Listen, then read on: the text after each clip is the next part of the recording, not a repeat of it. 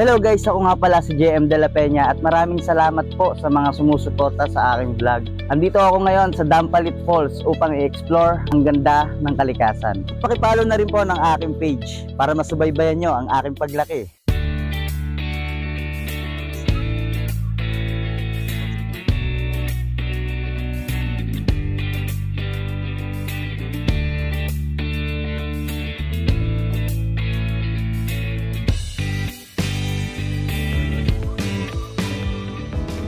Hello guys, isang magandang araw sa inyong lahat. Samahan niyo ako sa panibagong trip at paglalakbay.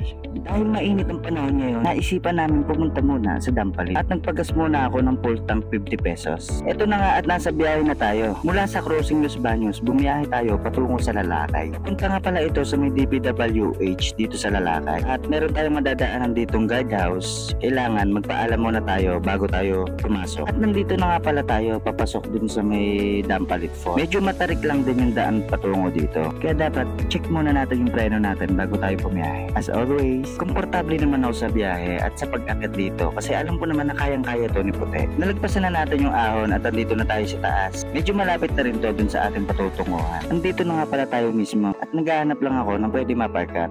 Ready na pala ako dito kasi nakahanap na ako ng pwedeng pagparkan. Siya nga pala si Ate Maurice, ang panganay kong anak.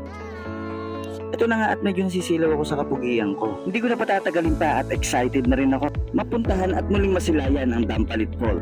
Almost 5 years na rin ako hindi nakakapunta dito. Kaya naman ganito yung kasabi ko na makita at masilayan ang ganda ng kalikasan.